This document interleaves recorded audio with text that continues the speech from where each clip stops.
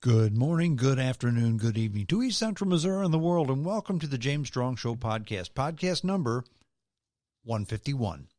Thank you for joining us. Thank you for making us a part of your day. I appreciate it. This podcast was recorded on the morning of Saturday, December the 7th, from the James Strong Studio in Western St. Charles County. Podcast today, it's entitled, at least my essay is entitled, The Death of the Hollywood Sex Symbol. I read an article this week in the Hollywood Reporter by a lady named Camille Paglia, who's a feminist of all things.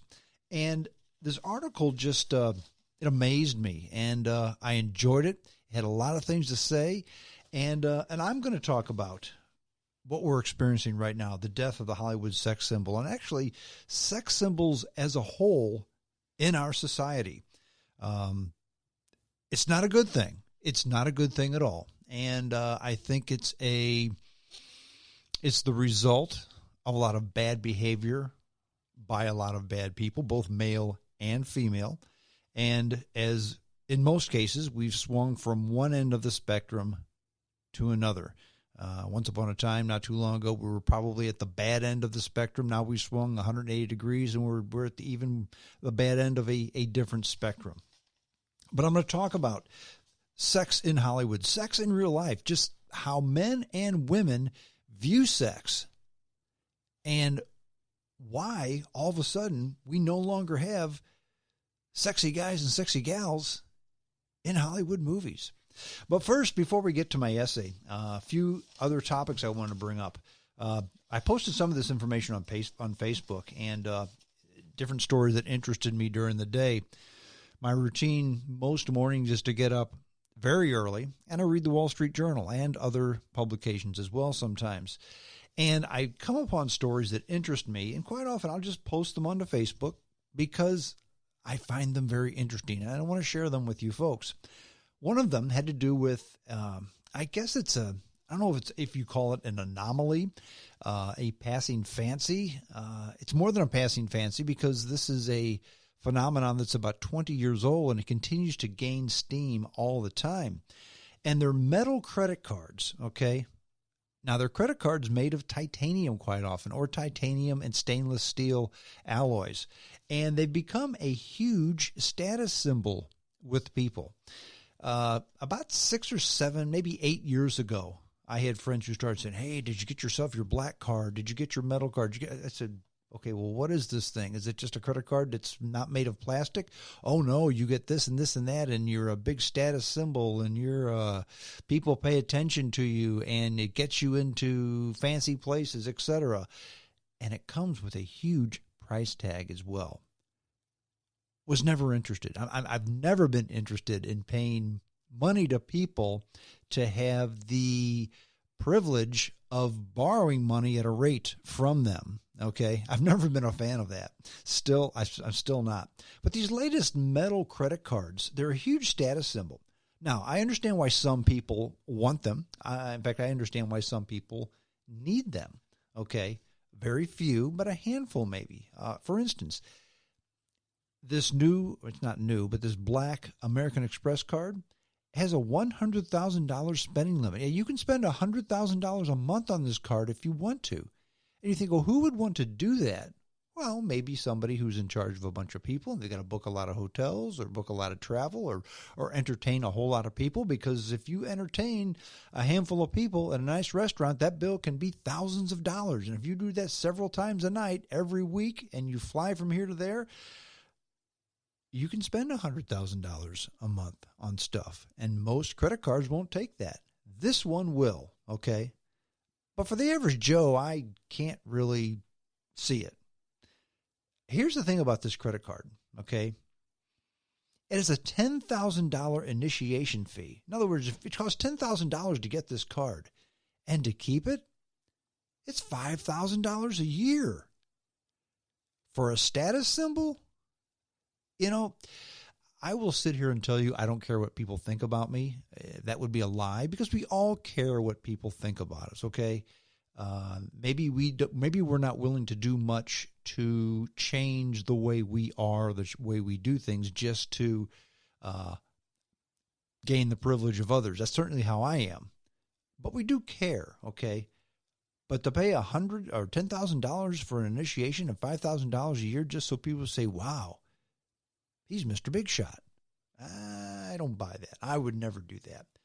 In fact, I have 3 cards. And actually, one of the cards, it does have a fee. Like I think it's a $50 a year fee that I have on my American Express card that I get Hilton Honors points with. However, when you buy up to this card, you get more points with every stay. And for $50 a year, I've done the math. And for $50 a year, based on what I spend, I get an extra 2.5 hotel stays a night.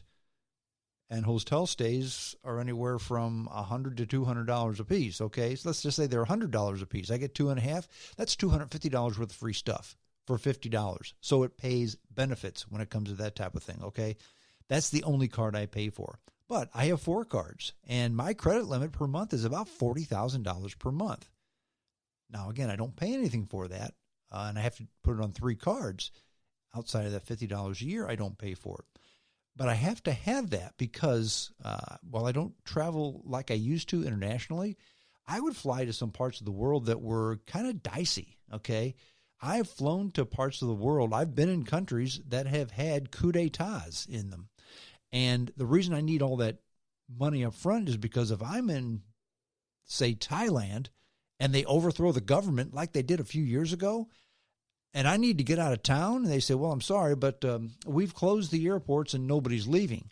I need to be able to slap down credit cards and say, put me on a private plane and fly me to Malaysia or someplace close so I can get the hell out of here, okay? That's why I have the big credit limits on the cards. But I'm not paying $10,000 to get into the club. People are willing to pay big money. Why? And again, like I said, there's a handful of people out there who probably need all this, okay? But I think most people are paying this because they're willing to pay a whole lot of money just to be king shit for whatever reason. This week, I received a flyer in the mail from American Airlines. They've got a similar program. If you want to join this special super duper double deluxe club with American Airlines, if you join this club, you can get fixed pricing on airplane tickets. If there's a seat on the plane, you get it. You can choose your seat at any time. You get to be in the Admirals Club at any time. You can bring your buddies along with you if you want. Your buddies can also have these same privileges you do. But it costs $10,000 to join this club. And it gave some of the examples. For instance, if you want to fly from Dallas, Texas to, Dallas, Texas to Chicago, it was, O'Hare Airport, you have a fixed fee. It's only $400. Friend, on Southwest Airlines, I can fly from Dallas to Chicago all day long for $300. And if it's last minute, I might have to pay close to $400. But these prices they're giving you are not special prices. They're expensive. But $10,000 just to be in the club, just to be king shit. I don't get it. But a lot of people are signing up. Now, if you have people who are willing to pay $10,000 a year or $10,000 in initiation fee plus $5,000 a year just to be king shit, to show everybody, look at me, look at me. Tell me again about how the economy is simply horrible.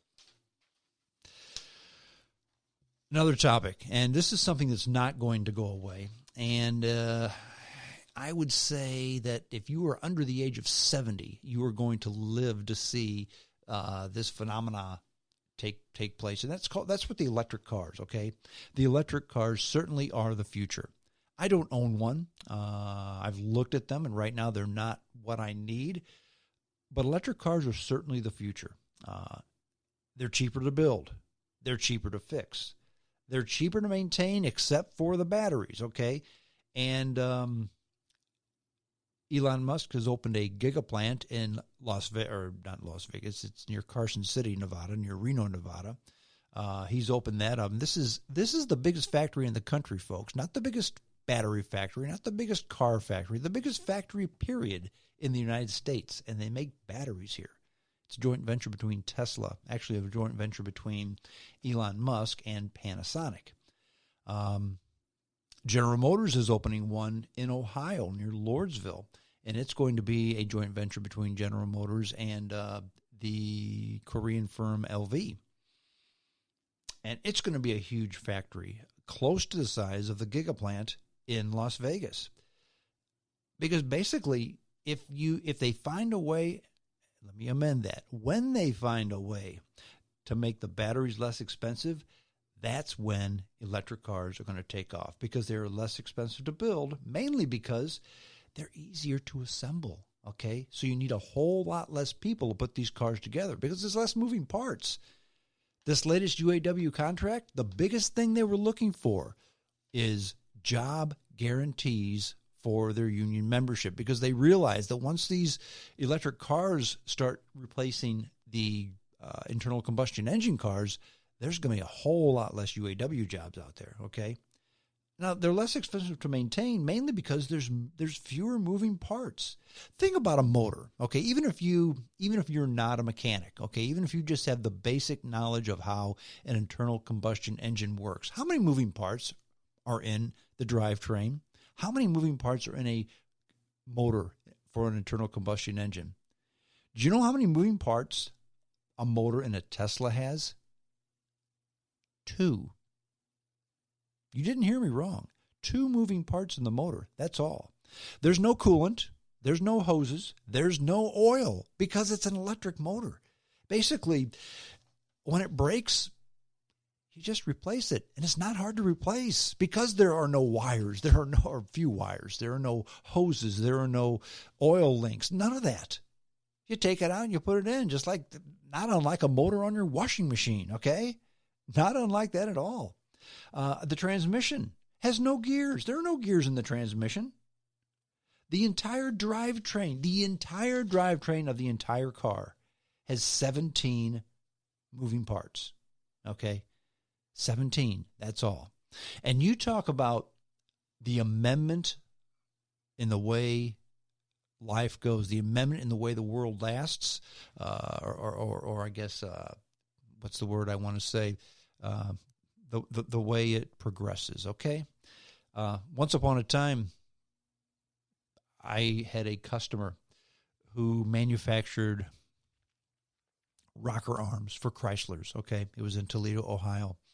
And we sold them tooling and machinery. At that time, it was the biggest contract the company had ever had, a $1 million contract for tooling just for this one plant that manufactured rocker arms for Chryslers. $1 million deal, okay? That company went out of business because what they did was manufactured rocker arms for gasoline engines. Well, guess what? Engines don't have rocker arms anymore. They have overhead cams now. That company it's out of business. After we sold that $1 million, like, I don't even think we completed the contract. They went out of business. But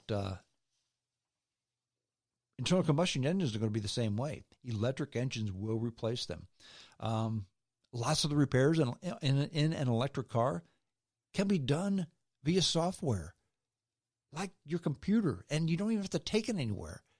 You call them, I am having a problem. Well, let me get into this thing and diagnose it online. Oh, I can see there's a problem with this or that. I will change the software, make an amendment. Okay, you're fixed. Thank you. Done. Charging is a hassle right now. One of the big problems with electric cars is that you get so many miles and then you're done. In other words, I'm no big deal. I've got 50 miles left, and it's only 10 miles to and from work. I got 50 miles worth of charge left. I'll go to work. I'll charge it tonight. What if you get stuck in traffic? The trophy wife was stuck in traffic for 2.5 hours the other day when we had the snowstorm here, the ice storm, whatever you would call it. If you run out of juice charge, you're done. You call a tow truck, okay? And it takes some time. You can't charge this thing in 5 minutes like you could gas up a car in 5 minutes, okay? Right now, they're still expensive. Subsidies make them cheaper because when you buy one of these cars, the government throws in a little bit of money, so it makes it less painful. But the biggest problem is fuel and taxes. Because right now, fuel can be